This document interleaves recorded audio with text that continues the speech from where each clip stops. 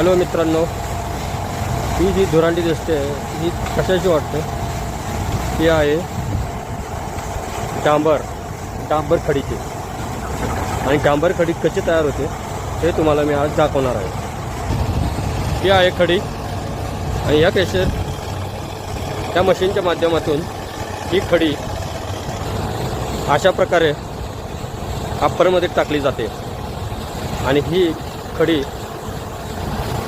त्या अप्परच्या मार्गातून अशी खाली होत त्या बॉयलरमध्ये जाते आणि या बॉयलरमध्ये मिक्स आहे डांबर आणि हे डांबर आणि खडी मिक्स होऊन त्याचं डांबर खडीमध्ये रूपांतर होतं आणि ही खडी अशा प्रकारे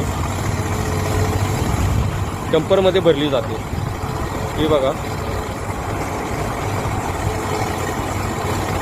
ही अशा प्रकारे डंपरमध्ये भरली जाते आणि ही खडी आपण रोडला वापरली.